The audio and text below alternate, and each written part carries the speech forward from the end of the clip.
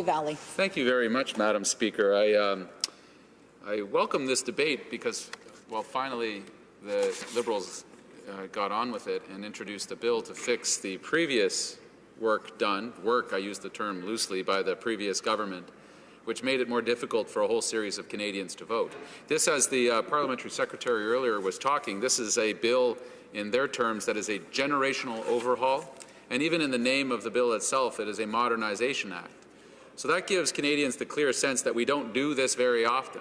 We don't renew our election rules, the rules by which we all participate in our democracy, the ways the parties and third parties participate, the way that voters experience the election. We don't do this very often. And there was a principle that was long-standing in Canada, that we would never change those rules in this place unilaterally, that it was bad practice and bad faith for one party alone, the government, to force through changes unilaterally to our rules, because then Canadians would be left with the very distinct impression that maybe the ruling party at the time was putting in rules that helped the ruling party out in the next election. That is a fair assumption to make. You don't even have to be quite so cynical as some folks in the Prime Minister's office to make that assumption. So the practice in this place for generations was that when we changed election rules, we did it together collaboratively. Well, the previous government unfortunately broke with that tradition over a fight around vouching. They felt that there were problems with the vouching system. We fundamentally disagreed. The evidence also disagreed, that there wasn't massive fraud taking place in our elections, and that these changes were more about disenfranchisement than ensuring proper enfranchisement of our voting rights. So how we got here with this government is an important part of this conversation. They said the bar was quite low. Fix Stephen Harper's Unfair Elections Act. Not hard to do, just undo a bunch of the damage that they had done in Bill C-23 in the last Parliament. Government introduced the bill. It took them a year, but okay, new government.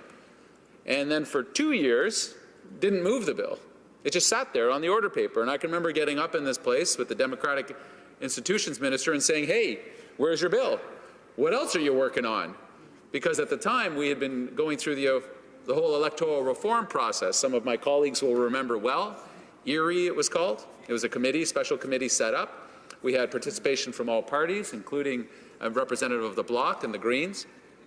We had a whole tour around the country. We visited every nook and cranny. The chair, I see, is smiling and his fond recollections of all of those days we spent on the road together. And it was actually an incredible privilege, not just because we got to hear from experts within Canada about our democracy and how it could perform better, about voting and how to count the votes in different ways that much of Europe and most of the world, in fact, had changed over time, evolved. We also, and more importantly, got to hear from average ordinary Canadians. We had an online survey, some 33,000, I think, people participated.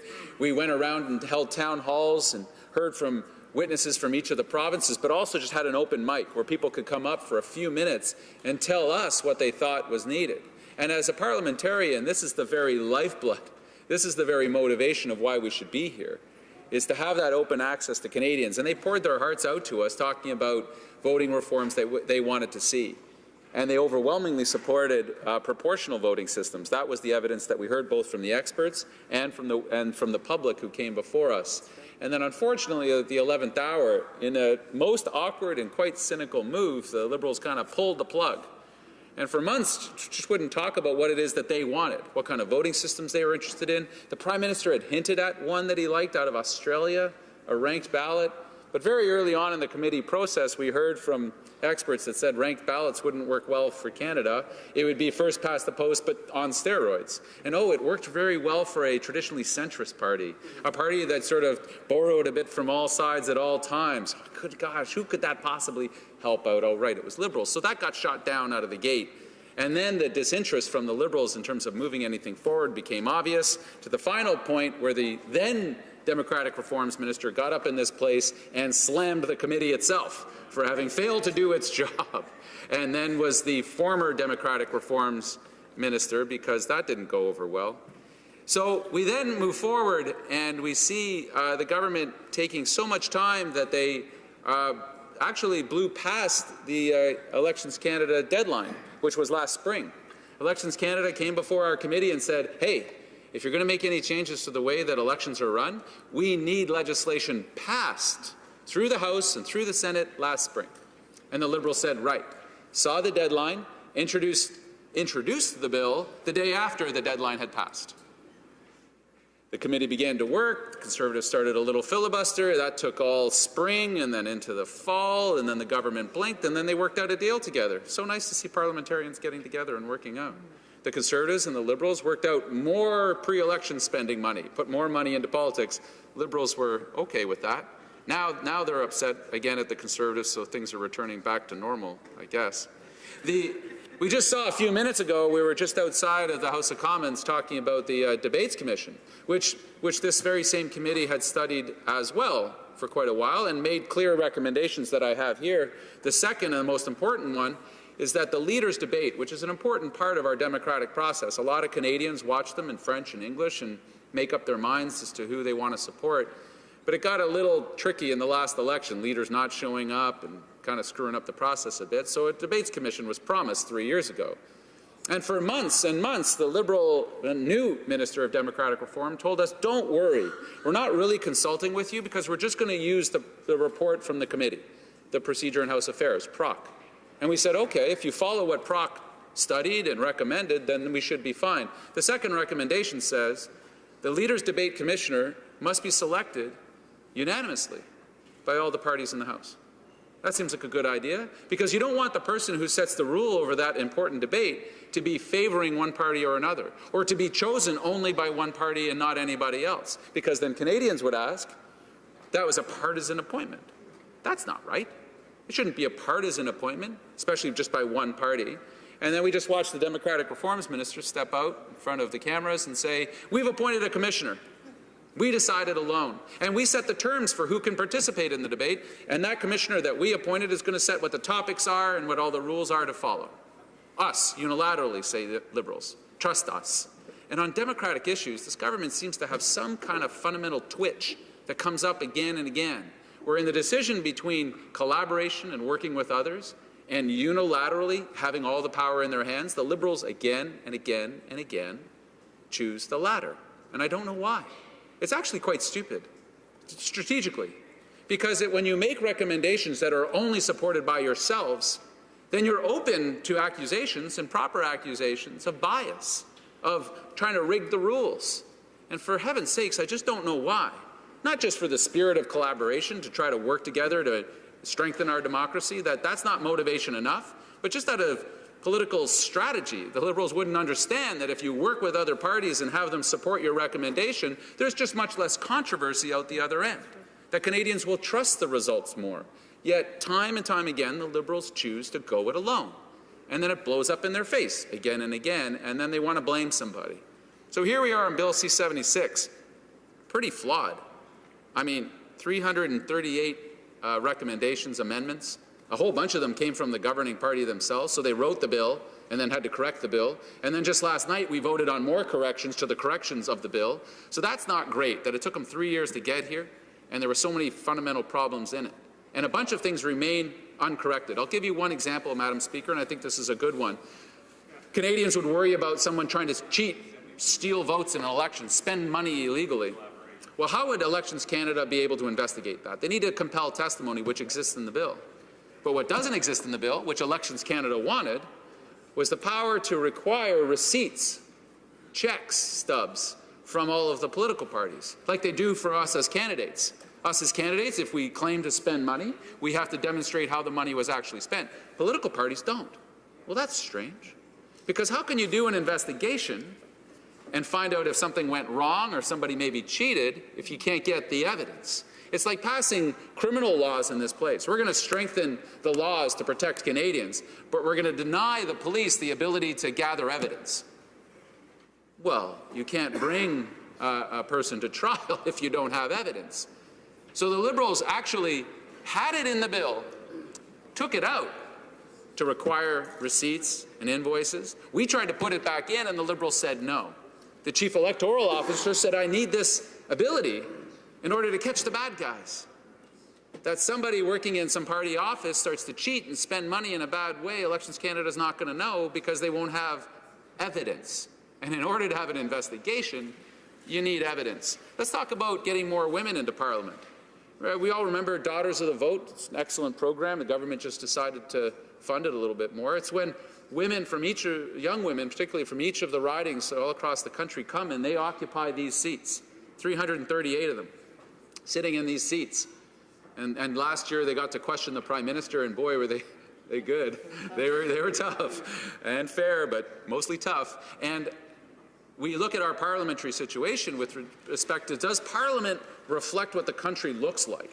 Do we look as a group, if you stand us out on the front steps, do we more or less look like, and the first thing you'll notice, there's not a lot of women. It's 26% in this Parliament. Last Parliament was 25.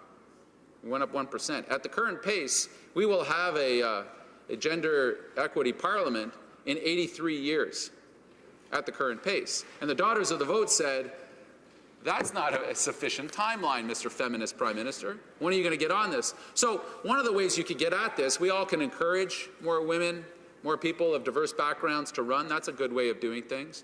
But really, like in many things in life, you got to follow the money. And so one of the changes we proposed was from my former colleague, Kennedy Stewart, who had a bill in this place the Liberals said they liked but then voted against. How typical.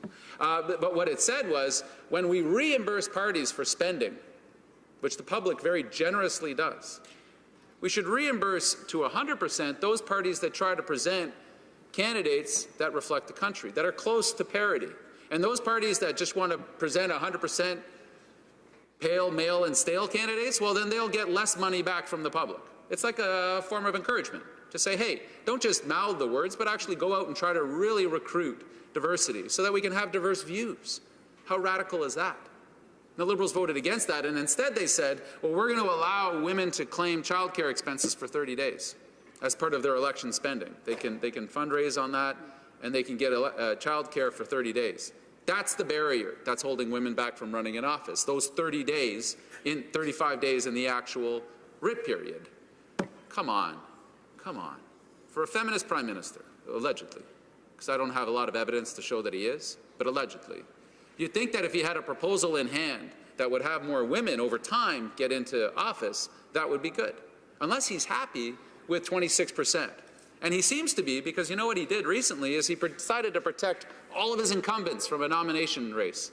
Just said, they're all protected, which is essentially saying he'd like to have the status quo. No, I know this because I think there's a riding association that does not want to have their current incumbent MP represent them again, a Liberal riding association, and the Liberal Party recently told them, step in line or walk out the door. That's a love of the grassroots if I ever saw it. Now, privacy is a huge part of the conversation that we had. Privacy for Canadians. We New Democrats believe in the rights for people to have privacy over their personal data. And as we move in deeper and deeper into the social media world, into the internet-based economy, privacy and the protection of privacy becomes incredibly important in commerce, but also in politics. And here's what the rules in Canada right now say with regards to how the parties manage huge databases of information about the Canadian voter. Nothing. Canadian law says nothing. So if this is a modernization bill, if this is a once-in-a-generation attempt to make our elections free and fair and protect our sacred democracy here in Canada, you'd think in 2018, because it's 2018, we'd have something in here about that data, about protecting Canadians' rights. Because here's the threat, and we've seen it exposed. It's not an imagined threat. Anybody heard of Cambridge Analytica, right? Cambridge Analytica actually, in the last Parliament, approached a number of MPs, myself included, and said, you'd like to hire us. Because you know what we'll help you do? We'll harvest data from your social media sites, from Twitter and Facebook. We'll find the emails out, because you can't normally. Someone just likes you on Facebook, then they like you on Facebook. That's no big deal. But you can't find out their email address, and we'll get you their friends as well. We'll be able to micro-target folks that may be associated and interested to you. Well, to political parties, boy, oh boy, that's red meat. That's interesting. That opens up whole new worlds. And what we can do now with social media is hyper-target. that the old days of putting out political ads that just sort of had a scatter approach to appealing to voters are gone. Micro-targeting is where it's at, and the Liberals, up until last year, prided themselves on being able to micro-target. They said that's how we won the last election, and in fact had hired Cambridge Analytica, gave them a $100,000 government contract to come on in and do what? Has anyone seen the contract? No, you have not, because the Liberals won't put it out. So they hired the guys that got caught up in a thing called Brexit. Folks remember Brexit? Britain certainly does. They're going through it right now, where they had a vote in England where voters were hyper-targeted, that databases had been harvested, Facebook likes and share groups had been manipulated, and were only being sent a whole bunch of mis- and disinformation about what Brexit meant. And the British Parliament has been trying to unravel this thing ever since Brexit happened as to how that vote, that referendum happened. I want people, particularly from Quebec, to imagine if under the last Quebec referendum, we found out after the fact that in the election, that referendum had been tampered with by outside groups and agencies, that if foreign governments had gone into the data profiles of Quebecers and targeted them one by one and spread misinformation about the effects of their referendum vote. And we found out after the fact. What would the reaction of Quebecers be like on what was ultimately an incredibly close vote as to whether Quebec would seek to leave Canada? Do you think anyone would cast aspersions on the results of the vote, whether they'd won or lost? That whoever had lost would say the vote wasn't done fairly. And that's what they're saying in England. The U.S. Justice Department has said the last U.S. election and the current U.S. midterms are being tampered with right now through online hackers, Russian and Chinese, right now. So the threat is real, the threat is now, and so then you look for this modernization bill and say, what protections are we, oh, very interesting, October 30th. 23 years ago was the vote. Oh, fascinating. I wish I'd known that before I started talking, because that would sort of made the point even stronger. 23 years ago today.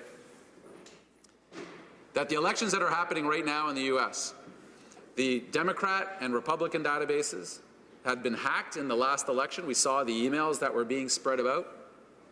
In that case, we know Russian agents, and that the U.S. has warned Canada. In fact, you know who else has warned this government? Our own secret services agency, CSE. The commissioner, the Minister of Democratic Institutions asked our spy agency to look at our democratic process and make recommendations to her, and they reported just last summer and said, on privacy, we do not have sufficient protections to protect our democracy. So her own report, the one she commissioned from a Canadian agency, said things are not sufficiently strong.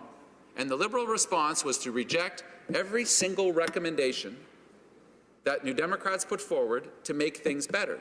Recommendations based on the evidence we heard from the Chief Electoral Officer, from the Privacy Commissioner, from the BC Civil Liberties Union. Group after group. In fact, Madam Speaker, there wasn't a single witness that came forward that said, please don't do anything. And here's what the Liberals offered up in Bill C-76. Every party must now have a statement on their website about privacy. Of course we do. It doesn't mean what the statement is or whether the statement is enforceable or there's any consequences for breaking your promise to Canadians. Whoa! Canadians are quaking in their boots. What strong, tough Liberals these are. Put a statement on your website that's not enforceable, that is virtually meaningless. That's what Liberals think is protection of our democratic institutions. My goodness. Come on. Be serious. For once, on this, be serious. There wasn't a single witness that came before committee that said status quo is acceptable. In fact, the Chief Electoral Officer of Canada said, if there is one area this bill failed, it's privacy. The Privacy Commissioner said, and I quote, this bill contains nothing of substance in regards to privacy. These are the experts. These are the watchdogs. These are the people that we trust. We should trust them.